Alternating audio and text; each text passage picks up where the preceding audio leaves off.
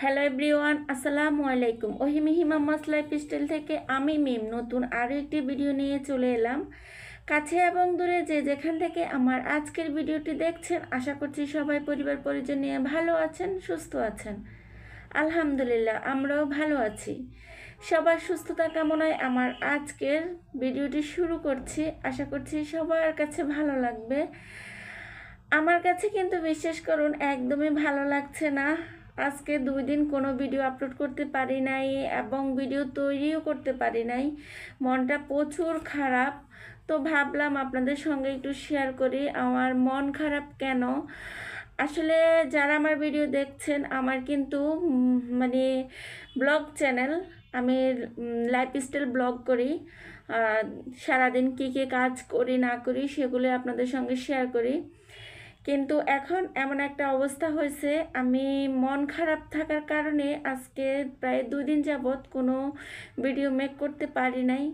তো ভাবলাম হয়তো বা দেখা যায় যে ভিডিও যদি আপলোড না করি তাহলে আমার ভিডিওর রিচ কমে যাবে। আমার মন খারাপ সেটা তো আর আমার ইউটিউব অ্যালগোরিদম বুঝবে না। তো হয়তো বা আপনারা বুঝবেন, কিন্তু ইউটিউব রোবট যেটা, সেটা তো আর আমার মন বুঝবে না। আমার এত সাধনার আইডিটা হয়তো বা তারা পিস করে দিতে পারে। সে কারণেই আমি আপনাদের সঙ্গে কিছু কথা শেয়ার করব, যাতে করে আপনারাও অনেকটা উপকৃত হন। কেন আমি আসলে আজকে আপনাদের সঙ্গে কথাগুলো শেয়ার করতে বসছি, আশা করি সবাই মনোযোগ সহকারে শুনবেন, সবাই অনেকটা উপকৃত হবেন। আর অনলাইন প্ল্যাটফর্মে বা অনলাইনে আপনারা কোনো বা মোবাইলে কোনো প্রতারক দ্বারা প্রতারিত আর হতে পারবেন না।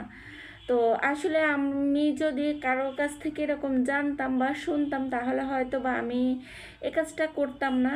যাই হোক, কী হয়েছে সেটাই বলি। মাসখানেক আগে আমাকে একটা নাম্বার থেকে ফোন দেওয়া হয়েছিল। তো সেই নাম্বারে যখন ফোন দিয়েছিল, আমি প্রথমে ধরি নাই। আমি প্রথমে যখন 3-4 বার ফোন দেওয়ার পরে তারপরে আমি ফোনটা রিসিভ করি। ফোনটা রিসিভ করার পরে ওনারা আমাকে বলে যে আপা, আপনার অ্যাকাউন্টে আমাদের কিছু টাকা ঢুকে পড়েছে। কিছু টাকা বলতে কি, ওনাদের 20,000 টাকা নাকি ঢুকে পড়েছে। তো ওনারা বলতেছিল যে এই টাকাগুলো ওনাদেরকে রিটার্ন করার জন্য। পরে আমি যখন আমার নগদে ঢুকলাম, ঢুকে দেখি যে ওখানে কোনো টাকাই যোগ হয় নাই। তারপরে আমি বললাম যে ভাই, আপনাদের তো কোনো টাকা আমার অ্যাকাউন্টে আসে নাই। বলে কি বলেন, আপনার অ্যাকাউন্টে যায় নাই? ও আচ্ছা, হয়তো বা আমাদের অফিস থেকে সেটাকে হাইলাইট করে রাখা হয়েছে, সে কারণে আপনি দেখছেন না। কিন্তু আপনার অ্যাকাউন্টে টাকাটা গেছে। আপনি নিকটস্থ কোথাও নগদ অফিসে গিয়ে টাকাটা করেন। আর ওনারা আপনার কাছ থেকে 18,000 টাকা নিবে। আপনি টাকাটা দেন, পরবর্তীতে আপনার আইডিতে আপনার টাকাটা চলে যাবে। তা আমি আসলে, আমাকে অনেক কনভিন্স করানো হয়েছে, অনেক ভাবে আমাকে ওরা ফাঁদে ফেলার চেষ্টা করেছে। আমি বারবার সেখান থেকে লড়াই করে ওঠার চেষ্টা করেছি, কিন্তু বিশ্বাস করেন কেন জানি ওদের সাথে লড়াই করে আর শেষ পর্যন্ত টিকে থাকতে পারি নাই। ওদের পাদে আমি অলরেডি পা দিয়ে ফেলেছি। পরে আমি যখন বোরকা টোরকা পরে অলরেডি রেডি হয়ে গেছি, বাইরে যাব, ওনাদের টাকাটা ওনাকে ব্যাক দিয়ে দেব। কারণ হয়তো বা কারো কষ্টের টাকা হতে পারে, যদি সত্যি আমার অ্যাকাউন্টে এসে থাকে তাহলে তো এই টাকাটা আমার কোনোভাবে খাওয়া ঠিক হবে না। তো সে কারণে আমি কি করেছি, যে নগদে গিয়ে ভাবছি টাকাটা রিটার্ন করে দেব। তো যখন আমি বের হয়ে আমাদের বাসার প্রায় কিছুটা সামনে আসি, তখন আমার এক চাচাতো ভাইয়ের সঙ্গে দেখা। তো ও জিজ্ঞেস করতেছে, আপু আপনি কই যাইতেছেন? আমি বলতেছি এই অমুক জায়গায় যাইতেছে। আমি বলি, ভাই তুই যদি দিয়ে দেস তাহলে মনে ভালো হবে, আমার না কেন জানি যাইতে ভালো লাগে না।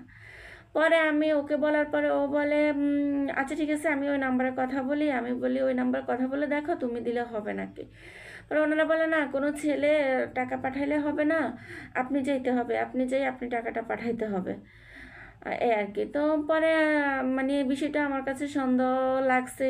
টাকা ওনাদের দরকার, যে কেউ পাঠাইলে তো হইল, আমাকে যাইতে হবে, এটার কোনো মানে আমি বুঝতে পারতেছি না। পরে শেষে আমি আম, আমার এক মানে চাচাতো ভাইয়ের কাছে যাই। তো ও আসলে কি হয়েছে, নগদে ও চাকরি করতো। তো ওকে যখন আমি যে বললাম, তখন ও বলতেছে, আপা শুনেন, কোনো যে নগদ অফিস থেকে আপনাকে কেউ কখনো ফোন দিবে না। আমি বলি, ভাই শোন, নগদ অফিস থেকে তো আমাকে ফোন দিয়েছিল, ফোন দিয়ে বলে এরকম এরকম। বলে না, আপনাকে নগদ অফিস থেকে কখনো কিন্তু কেউ ফোন দিবে না। এটা বুয়া, এটা ফ্যাক, আপনি আর রিসিভ করবেন না। পরে যাই হোক, আমি আর রিসিভ করি না। ও ও ও বারবার ফোন দিতেছে। পরে আমার ওই চাচাতো ভাইটা ফোন রিসিভ করলো। ও ধরার সাথে সাথে কিন্তু ওরা ফোনটা কেটে দিচ্ছে। দেখেন, ও ধরার সাথে সাথে ফোনটা কেটে দিচ্ছে। পরে আমার চাচাতো ভাই বলতেছে, দেখছেন আপু, ওরা কতটা ফেক, খবরদার আর কখনো কিন্তু ওদের ফোন মানে অপরিচিত নাম্বার আসলে রিসিভ করবেন না। যাই হোক, 1 মাস কেটে গেল। 1 মাস যাওয়ার পরে এখন পরশুদিন আবার ওরা ফোন করে বলতেছে যে, আপা আপনি যে একটা শিশু ভাতা করেছিলেন, তো ওইখানে আপনার কত টাকা জমা হয়েছে, আপনাকে এখন আবার টাকা দেওয়া হবে, মানে নানা হ্যান ত্যান কাহিনী ওরা বলা শুরু করছে। তো পরে আমি শেষে মানে বললাম যে, আমার কোনো টাকা, আমি যে একবার ওই যে ধোঁকা খেয়েছিলাম, তো সে কারণে আমি বলছি যে আমি আমার কোনো টাকা পয়সা লাগবে না। বলে, আপনার কোনো টাকা পয়সা লাগবে না, তাহলে ঠিক আছে, আপনার অ্যাকাউন্টে যে টাকা আছে সেগুলো আমরা কেটে নেব। আমি অলরেডি ভয় পেয়ে গেলাম, আমার অ্যাকাউন্ট থেকে ওনারা টাকাগুলো নিয়ে নেবে। আচ্ছা ঠিক আছে। পরে আবার মানে এটা বলে আমি কাটে দিছি। পরে আবার ফোন দিয়ে বলে, আপনার টাকা লাগবে না। আমি বলে, হ্যাঁ লাগবে তো। বলে, আচ্ছা তাহলে ঠিক আছে, আপনি এই কাজ করেন। তো ওরা যেভাবে যেভাবে বলছিল আমি সে কাজগুলো করতেছি। সাথে আমার মাও ছিলেন, বুঝতে পারেন নাই, উনিও বিষয়টা বুঝতে পারেন নাই।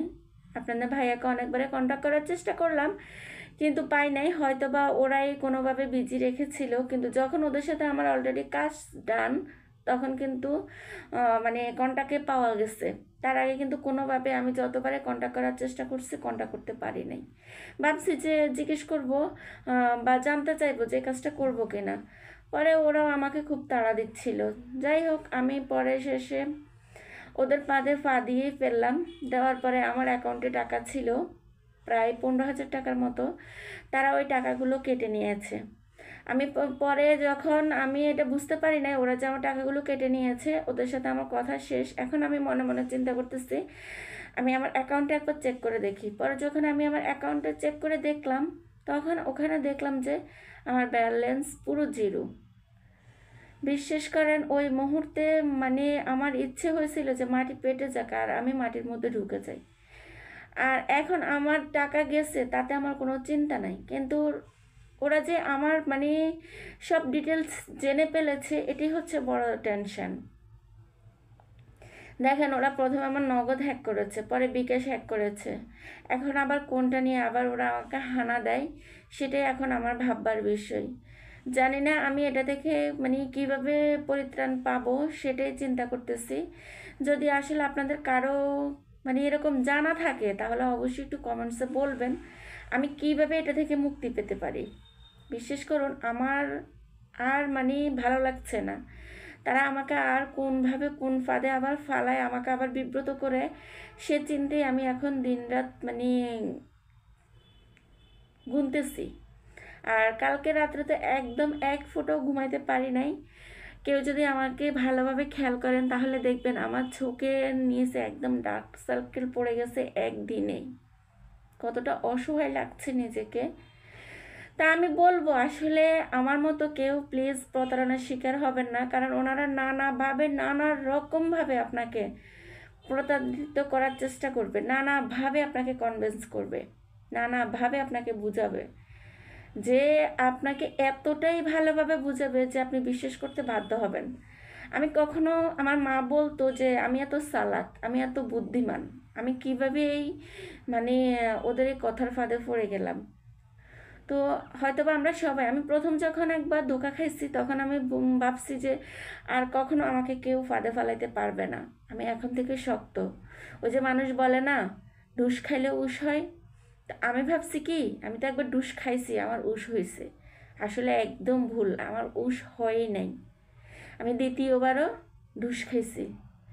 এখন তৃতীয়বারের জন্য আমাকে প্রস্তুত থাকতে হবে, কারণ তারা আবার আমাকে কিভাবে কোন দিক থেকে আমাকে হানা দেয়। অনেক সময় তো শুনি যে ব্যাংক অ্যাকাউন্ট ওরা কীভাবে হ্যাক করে বা নানা রকম সমস্যা। আমি খুব ভয়ে আছি।